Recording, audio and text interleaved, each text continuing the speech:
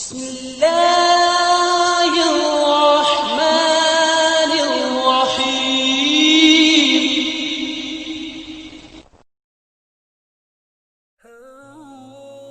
قرآن کریم کا نزول عام طور سے پہلی دو صورتوں کے تحت ہوتا تھا، یعنی یا تو حضرت جبریل علیہ السلام کسی انسانی شکل میں آ کر آپ کو قرآن کریم سناتے تھے، یا آپ کو گھنٹیوں کی سی آواز آتی تھی، یعنی فرشتہ آپ کے سامنے نہیں آتا تھا، لیکن جو کچھ قرآن کی آیات نازل ہونی ہوتی تھی وہ آپ کو ایک آواز کی شکل میں آپ کو سنائی دیتی تھی، جس کے لیے آپ نے پہلے یہ سنا ہے کہ آپ نے فرمایا کہ مجھے گھنٹیوں کی سی آواز آتی ہے۔ بہرحال اس طرح 23 سال تک قرآن کریم کے نزول کا سلسلہ جاری ہوا۔ یہ بات تو اکثر و بیشتر مسلمانوں کو معلوم ہوتی ہے کہ قرآن کریم نازل ہونے کا سلسلہ سب سے پہلے مکہ مکرمہ کے غار حرا میں شروع ہوا، جہاں آپ بکثرت عبادت کی غرض سے اعتکاف کرنے کے لیے تشریف لے جایا کرتے تھے اور تنہائی میں اللہ تبارک و تعالیٰ کی عبادت کرتے تھے۔ وہیں پر سب سے پہلے حضرت جبریل علیہ السلام آپ کے پاس پہلی وحی لے کر آئے، اور یہ پہلی وحی 30ویں پارے کی سورہ علق میں پہلی 5 آیتیں ہیں،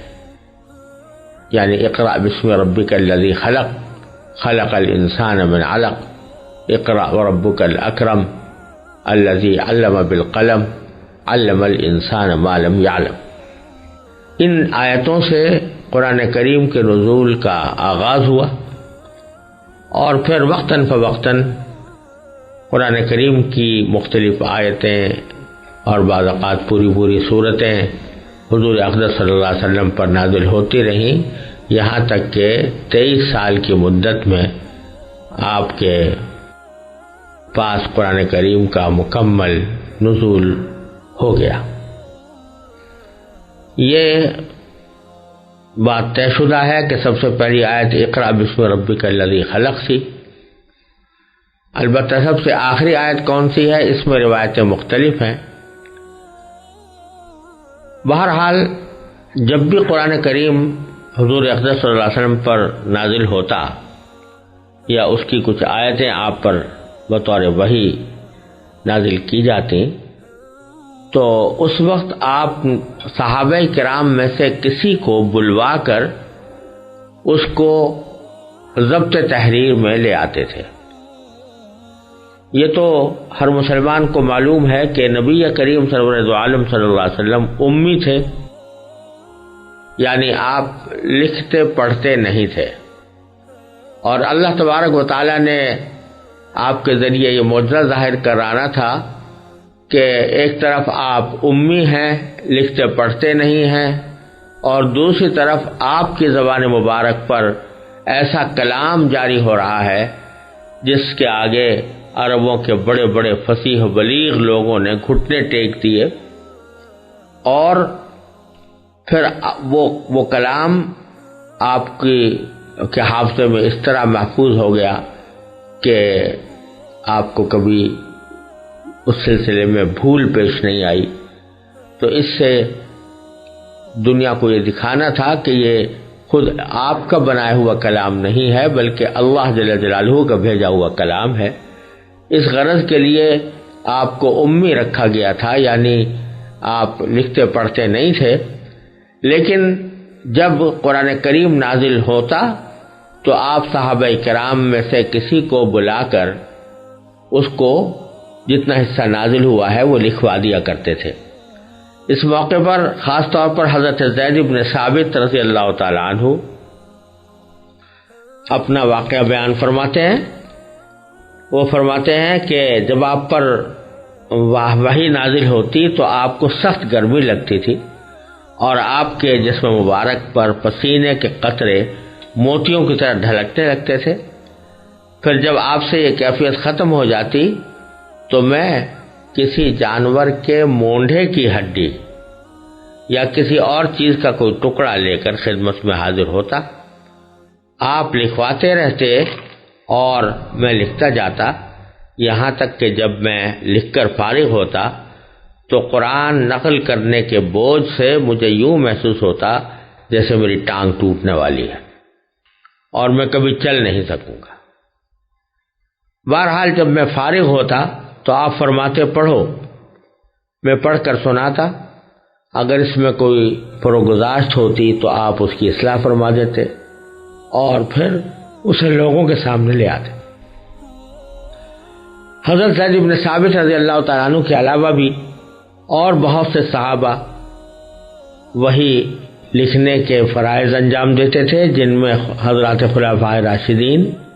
صدیق اکبر، فاروق اعظم، عثمان غنی، حضرت علی رضی اللہ تعالی عنہ اجمعین، حضرت ابی بن کعب، حضرت زبیر بن عوام، حضرت معاویہ، حضرت مغیرہ بن شعبہ، حضرت خالد بن ولید، حضرت ثابت بن قیس، حضرت ابان بن سعید رضی اللہ تعالی عنہم اجمعین، یہ حضرات بطور خاص قابل ذکر ہیں جن کو آپ وقتاً فوقتاً بلا کر نازل ہونے والی وحی لکھوایا کرتے تھے۔ حضرت عثمان غنی رضی اللہ تعالی عنہ یہ بھی فرماتے ہیں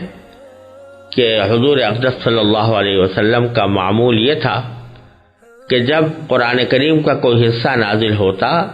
تو آپ وہی لکھنے والوں کو یہ ہدایت بھی فرما دیتے تھے کہ اسے فلاں صورت میں فلاں فلاں آیت کے بعد لکھا جائے۔ اس زمانے میں چونکہ عرب میں کاغذ کم یاب تھا، اس لیے قرآنی آیات زیادہ تر پتھر کی سلوں پر، چمڑوں کے پارچوں پر، کھجور کی شاخوں پر، بانس کے ٹکڑوں پر، درخت کے پتوں اور جانوروں کی ہڈیوں پر لکھی جایا کرتی تھی۔ البتہ کبھی کبھی کاغذ کے ٹکڑے بھی استعمال کیے گئے۔ اس طرح عہد رسالت میں قرآن کریم کا ایک نسخہ تو وہ تھا جو خود نبی کریم سرور دو عالم صلی اللہ علیہ وسلم نے اپنی نگرانی میں لکھوایا تھا، اگرچہ وہ مرتب کتاب کی شکل میں نہیں تھا بلکہ متفرق تحریروں کی شکل میں تھا۔ اس کے ساتھ ہی بعض صحابہ کرام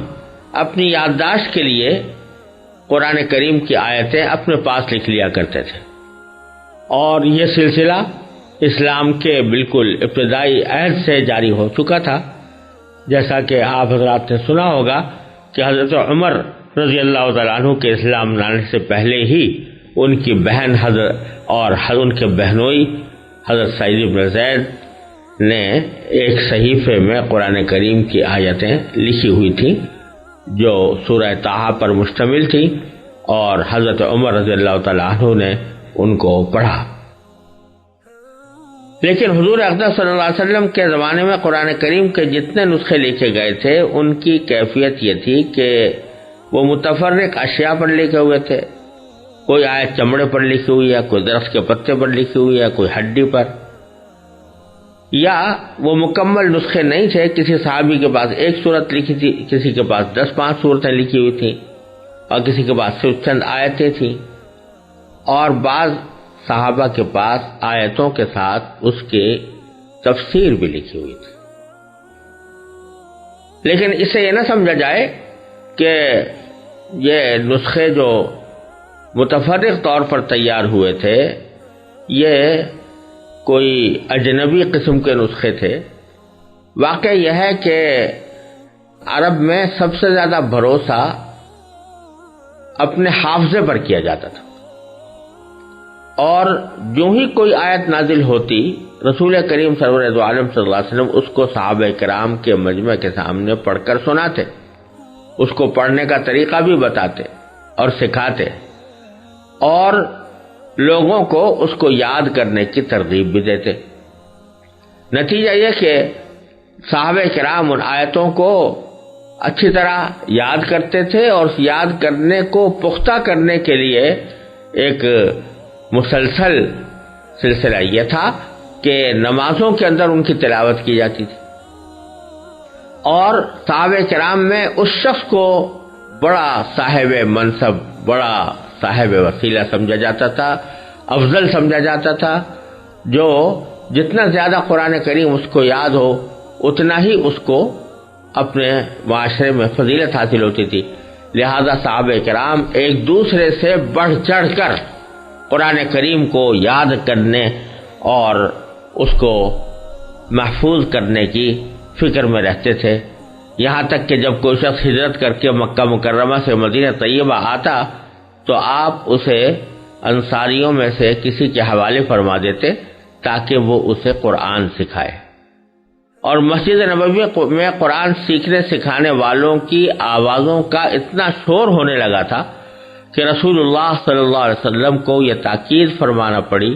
کہ اپنی آوازیں پست کرو تاکہ کوئی مغالطہ پیش نہ آئے۔ اس طرح صحابہ کرام نبی کریم صلی اللہ علیہ وسلم سے قرآن کریم کے الفاظ کو بھی پڑھتے تھے، اس کے معانی بھی سیکھتے تھے، اس پر عمل کرنے کا طریقہ بھی سیکھتے تھے۔ اور اس طرح صحابہ کرام میں بہت بڑی جماعت ایسے حضرات کی تھی جو پورے قرآن کے حافظ تھے۔ لہذا ایک طرف قرآن کریم حافظوں میں محفوظ تھا اور دوسری طرف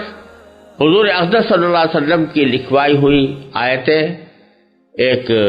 متفرق نسخے کی شکل میں موجود تھی۔ بہت سے صحابہ کرام کے پاس خود ان کے اپنے مجموعے لکھے ہوئے موجود تھے، لیکن جب نبی کریم سرورد عالم صلی اللہ علیہ وسلم کا وصال ہوا تو حضرت صدیق اکبر رضی اللہ تعالیٰ عنہ نے اپنے عہد خلافت میں یہ ضروری سمجھا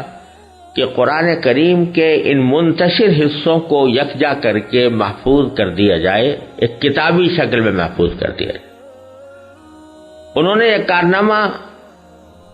جن محرکات کے تحت اور جس طرح انجام دیا اس کی تفصیل حضرت زید بن ثابت رضی اللہ تعالیٰ عنہ نے ایک مفصل حدیث میں بیان فرمائی ہے، اور جس کا خلاصہ یہ ہے کہ حضرت صدیق اکبر رضی اللہ تعالیٰ عنہ نے حضرت زید بن ثابت کو بلا کر انہیں یہ فریضہ سونپا کہ جہاں جہاں قرآن کریم لکھا ہوا ہے ان کی آیتوں کو تلاش کر کے ان کو ایک مسلسل نسخے کی شکل میں کاغذ کے اوپر لکھ کر ایک مسلسل نسخے کی شکل بناؤ تاکہ وہ ایک مکمل کتابی صورت میں محفوظ ہو جائے۔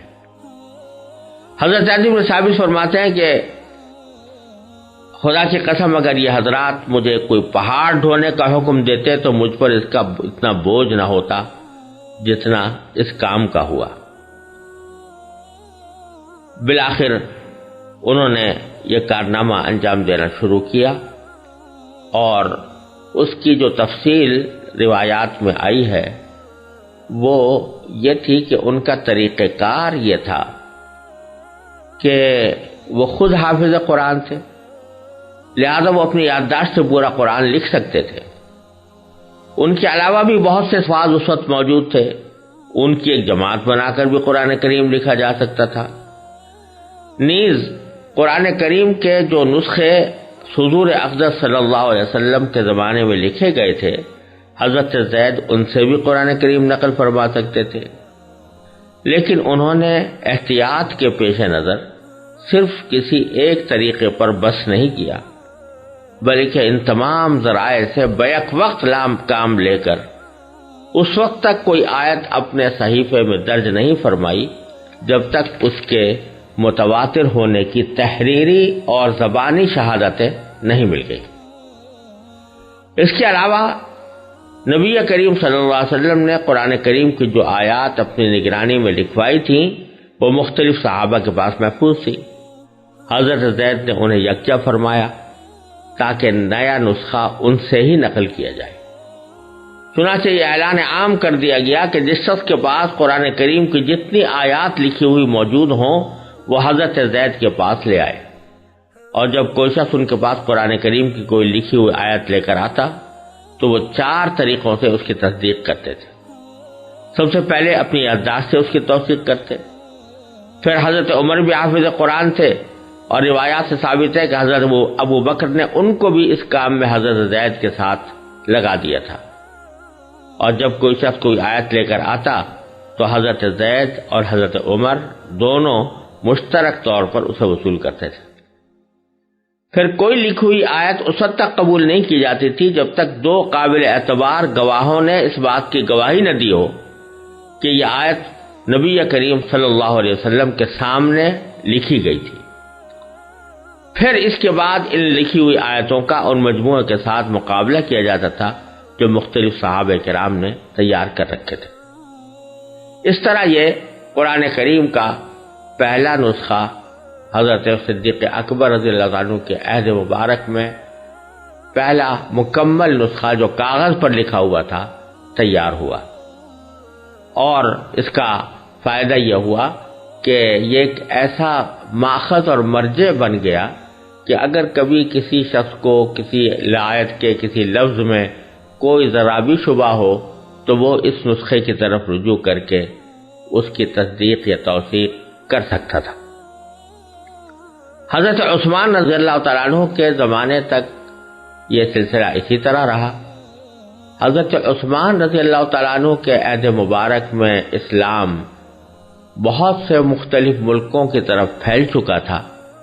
شام کے بہت سے علاقے فتح ہو چکے تھے، ایران کے بہت سے علاقوں میں اسلام پہنچ چکا تھا، اور وہاں لوگ قرآن کریم اپنے حافظے سے پڑھتے اور پڑھاتے چلے آ رہے تھے۔ حضرت عثمان رضی اللہ تعالیٰ عنہ کو یہ اندیشہ لاحق ہوا کہ اگر ان کے سامنے کوئی تحریری نسخہ نہ ہوا تو کہیں ایسا نہ ہو کہ ان کے درمیان قرآن کریم کے بارے میں کوئی اختلافات پیدا ہونے لگے، لہذا حضرت عثمان رضی اللہ تعالیٰ عنہ نے یہ چاہا کہ جس طرح ایک نسخہ حضرت صدیق اکبر رضی اللہ تعالیٰ عنہ کے زمانے میں تیار کیا گیا تھا، ویسے ہی 7 نسخے تیار کر کے عالم اسلام کے مختلف خطوں میں بھیج دیے جائیں، جو ہر خطے کے اندر ایک مرجع اور باخذ کی حیثیت اختیار کریں، اور لوگ اگر کہیں کسی قرآن کے کسی لفظ کے پڑھنے میں کوئی تنازع ہو یا کوئی اختلاف ہو تو لوگ اس کی طرف رجوع کر سکیں۔ چنانچہ حضرت عثمان رضی اللہ تعالیٰ عنہ نے حضرت زید بن ثابت رضی اللہ تعالیٰ عنہ کو دوبارہ بلایا اور فرمایا کہ اب وہی کام جو آپ نے حضرت صدیق اکبر کے زمانے میں کیا تھا، اب اسی قسم کا ایک کام یہ ہے کہ آپ 7 ایسے نسخے تیار کریں جس میں سارا قرآن کریم جمع ہو، اور اس میں اس کے جو مختلف پڑھنے کے طریقے ہیں ان سب میں یکسانیت پیدا کر دی جائے، تحریر کے طریقوں میں بھی یکسانیت پیدا کر دی جائے۔ یعنی پہلے ایسا ہوتا تھا کہ کسی شخص نے قرآن کی کوئی آیت کسی ایک رسم الخط میں لکھی، کسی نے دوسرے رسم الخط میں لکھی، لیکن حضرت عثمان رضی اللہ تعالیٰ عنہ نے فرمایا کہ اب صرف ایک رسم الخط میں قرآن کریم لکھا جائے گا، اور وہ جو قریش کا رسم الخط ہے۔ چنانچہ اس رسم الخط کے مطابق 7 نسخے تیار کیے گئے، اور 7 نسخوں کو عالم اسلام کے مختلف خطوں کے اندر بھیج دیا گیا، اور کہا جاتا ہے کہ ان میں سے ایک مکہ مکرمہ میں، ایک شام میں، ایک یمن میں، ایک بحرین میں، ایک بصرہ میں، اور ایک کوفہ میں بھیج دیا گیا تھا، اور ایک نسخہ مدینہ طیبہ میں محفوظ رکھا گیا۔ اس طرح یہ 7 نسخے مختلف دنیا کے حصوں میں پہنچے، اور پھر وہاں سے رفتہ رفتہ نقل ہو کر پھر ساری دنیا کے اندر پھیلے۔ اور یہ بات ایک مرتبہ پھر واضح کر دینی ضروری ہے کہ یہ نسخے تو در حقیقت ایک مزید توثیق اور تائید کے لیے تیار کیے گئے تھے، ورنہ قرآن کریم کو حفظ کرنے کا سلسلہ نبی کریم سرور دو عالم صلی اللہ علیہ وسلم کے عہد مبارک سے چلا آتا تھا، حضرات صحابہ کرام میں بھی جاری رہا، یہاں تک کہ چھوٹے چھوٹے بچے پورا قرآن حفظ کر لیتے تھے، اور